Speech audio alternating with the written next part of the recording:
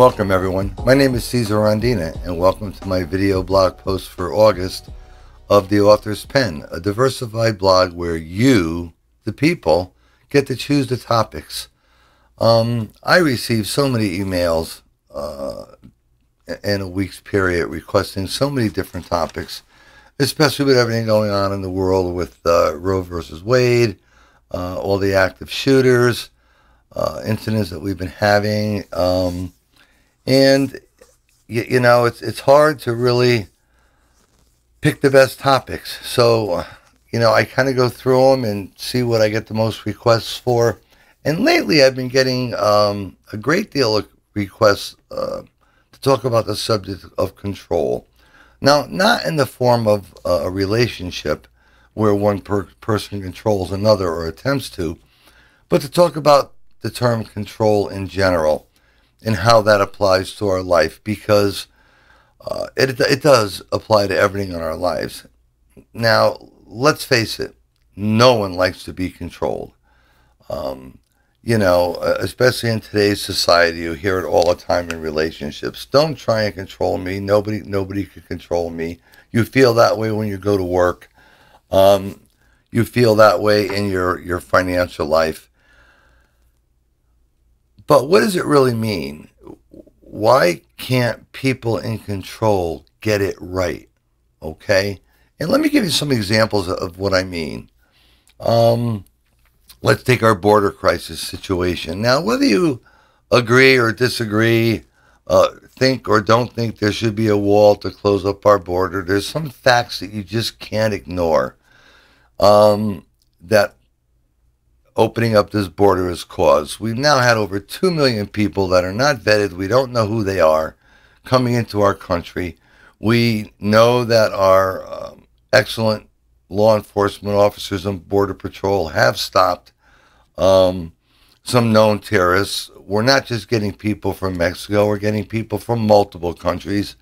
The amount of synthetic drugs such as fentanyl, OxyContin, and things like that coming across the border is insane. What we see them confiscate, I'm sure, is just a very small percentage of what is actually getting over.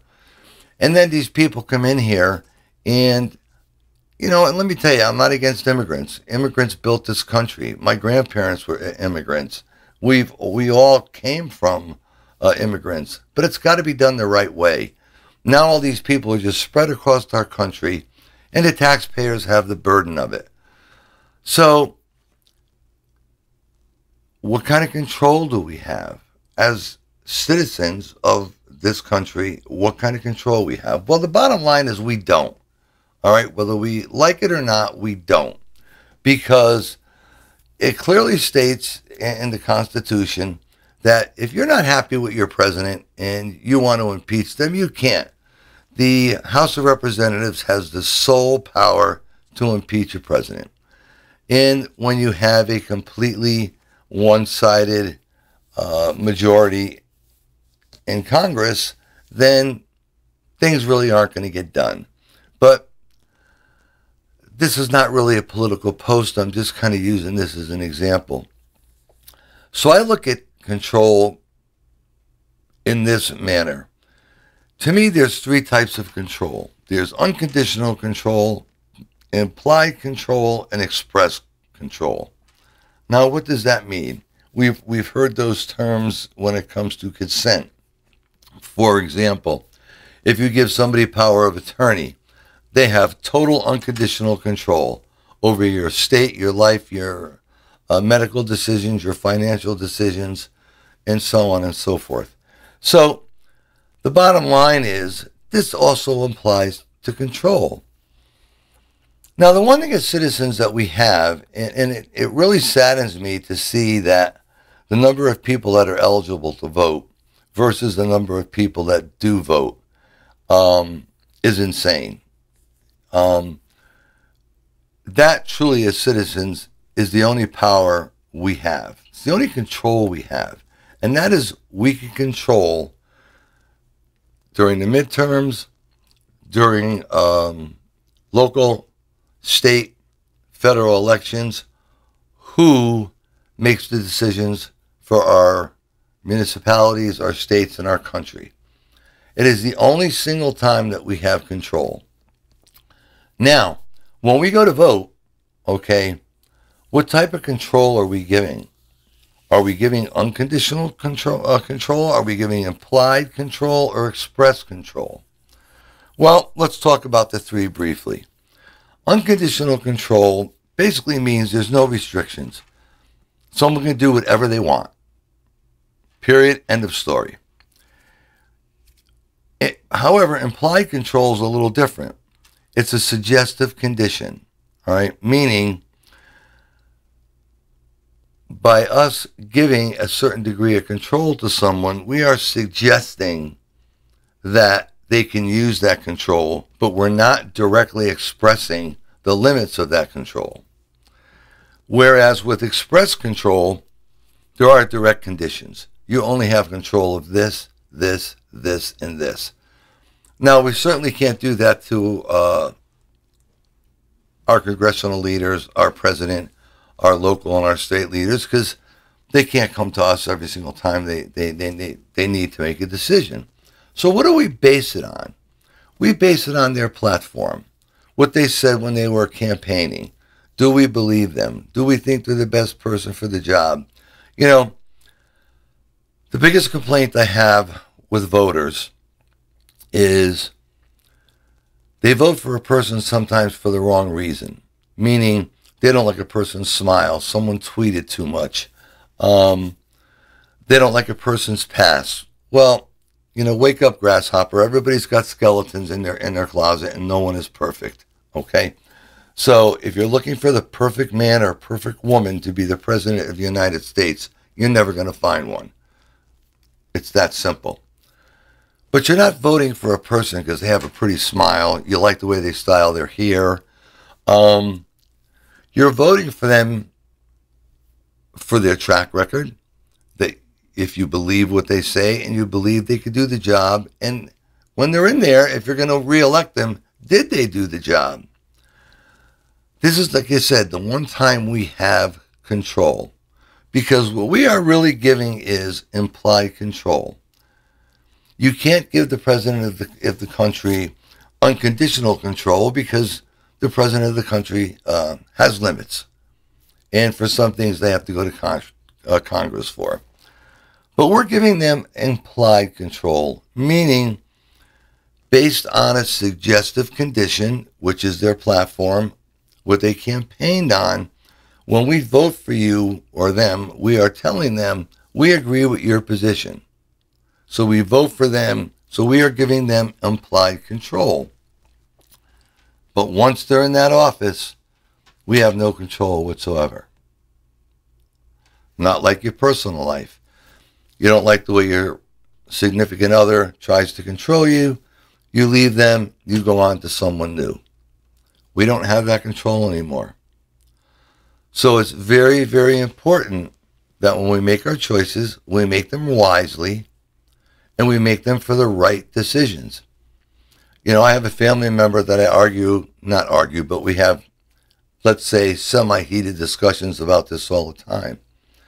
I said, when you vote, you're not voting for the person that you're going to sleep with, break bread with, have dinner with, wake up next to in the morning, go play tennis with, or catch a movie with.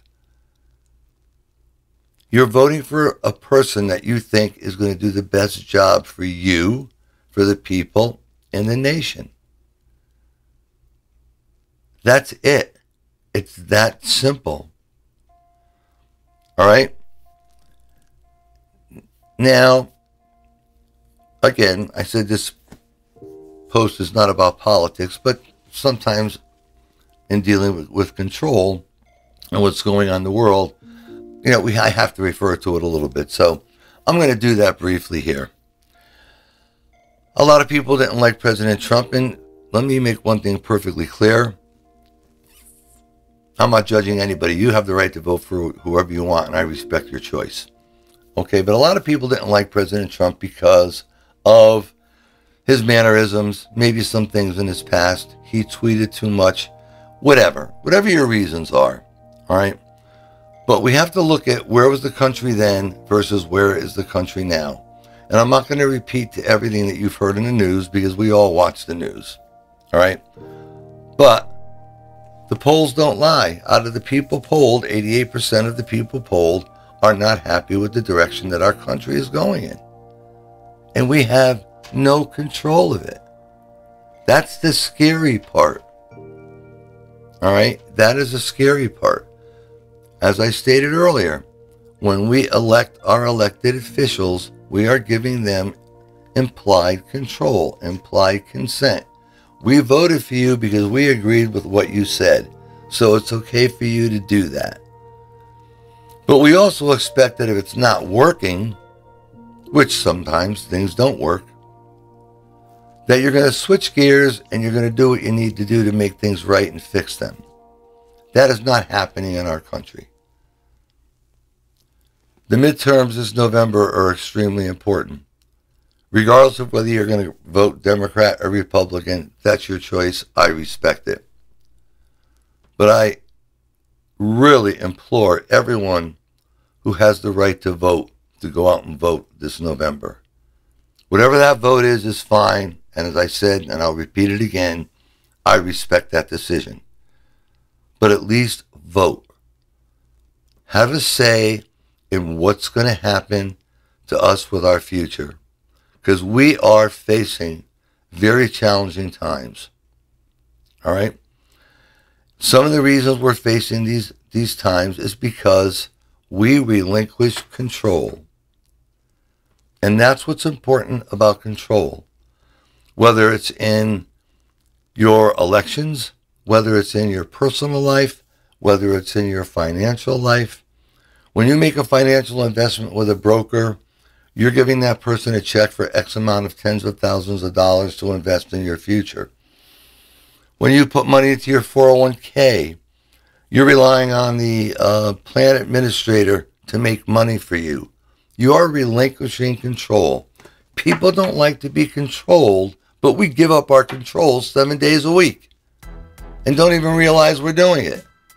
And then we have to live by it. All right? So don't tell me or write me that you don't like to be controlled and so on and so forth, when in reality, every day of your life, you're giving up a portion of your control.